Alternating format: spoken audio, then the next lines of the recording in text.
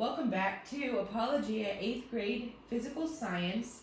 Today we're going to cover week 1, day 4, textbook pages 12 through 17, notebook pages 29 through 31. The last few days we've been talking about the scientific method. We're going to continue those discussions today. Quick review: what's the first step of the scientific process? Observation, gathering information using senses or with the aid of instruments. Remember, ask a lot of questions. Do some research. That is what happens in the observation section. Next, we talked about forming a testable hypothesis. Develop experiments that will test your hypothesis. All right, the next step, after you've done the observation and the hypothesis and the experiments, we're going to analyze the data that you've collected. Anytime you collect and record observations, you are gathering data.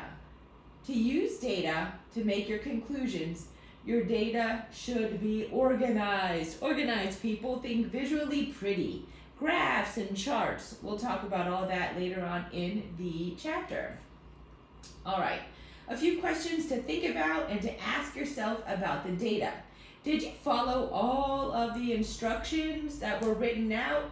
Did you forget anything? Did you just randomly not do something? Did you make any mistakes and you just don't feel like going back and fixing them? Did you record all the units in your measurements? Centimeters, millimeters? Did you record thorough qualitative measurements? Do you have enough data to see any patterns? Should you collect more data to see if any patterns exist?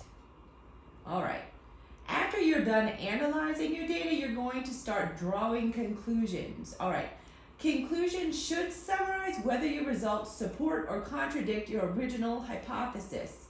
In your conclusion, you should explain how the dependent variable changed as you manipulated the independent variable. All right, so what happens if your hypothesis is just wrong? And by the way, this is defined as a null hypothesis. Does it mean that you failed and I will give you a grade of F? Nope. Does it mean that you should switch your data to make it magically work? Please no. Or should you just explain why things did not go as expected? Yes. Or you can choose to change the hypothesis or write a new one based on what you learned during the experiment. Again, you will not receive a grade of an F. You should not magically change up your data to make it work. You can explain why things didn't go as expected, or you can just change your hypothesis and write a new one. Science works by making mistakes and learning from them. Please remember that. You can make mistakes and it's okay, because if you learn from them, then that's a good thing. All right. This is a little bit tricky. What is a scientific theory? A scientific theory is accepted as a scientific truth, supported by evidence collected by many scientists. Lots of data have been collected to support theories, and no data has been identified to prove those theories incorrectly. That does not mean that the evidence does not exist against a theory. It simply means that the evidence has yet to be identified.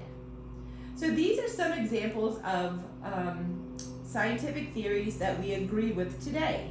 Scientific theories are hypotheses which have stood up to repeated attempts at falsification and are thus supported by a great deal of data and evidence. The cell theory, that's the idea that all organisms are made up of cells. We believe that to be true today, as it has not been disproved. The germ theory is the idea that certain microbes can cause diseases.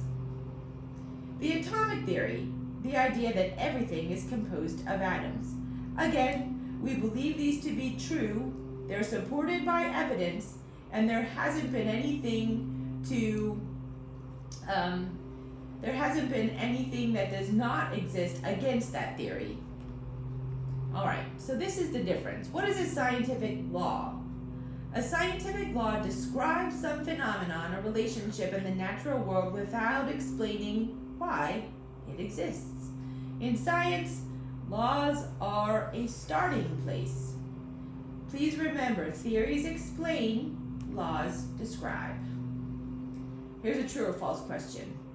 If scientists find enough evidence to support a hypothesis, the hypothesis becomes a theory, and then if the theory is found to be true through even more testing, it can become a law. False, false, false, false, false. Hypotheses, theories, and laws are rather like apples, oranges, and kumquats. One cannot grow into another, no matter how much fertilizer and water are offered. A hypothesis is a limited explanation of a phenomenon. A scientific theory is an in-depth explanation of the observed phenomenon. A law is a statement about an observed phenomenon or a unifying concept. All right. There is scientific proof that... Nope. Science is not about proving things. Science is about collecting evidence. Science is a process, and so any hypothesis, theory, or law, no matter how widely accepted today, can be overturned tomorrow if the evidence warrants it. Science accepts or rejects ideas based on the evidence.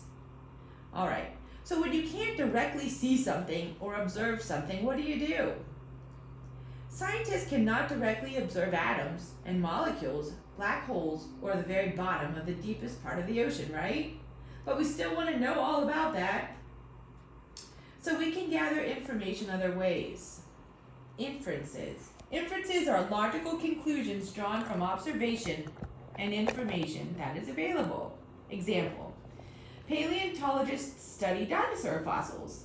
They have never observed dinosaurs, but they're able to gather information in other ways. Their fossils, their dinosaur droppings, they can provide insight into what the dinosaur ate. All right. The scientific model. Useful simplification used to make it easier to understand things that might be too difficult to directly observe. For example, models of the atom changed quite a bit from 1803 until our current model in 1926 by Schrödinger. You can just take a quick look at that. All right. On your own, 1.8. Match the term with the definition. Please know this by now. Hypothesis is a possible testable explanation for an observation. Scientific theory is a well-supported explanation of a range of phenomena. Scientific law is a well-supported description of a natural phenomenon. Why do we say science cannot prove anything? Well, science is just about collecting evidence, not proving things. If evidence that is contrary to a current hypothesis, scientific theory, or scientific law exists, there cannot be 100% certainty or proof. And in science, any hypothesis, theory, or law will be changed or discarded if evidence that disproves it is gathered. On your own, 110, what is meant by a model in science? A scientific model is a useful simplification that makes it easier to understand things that might be too difficult to directly observe. And that's it for today. Thanks.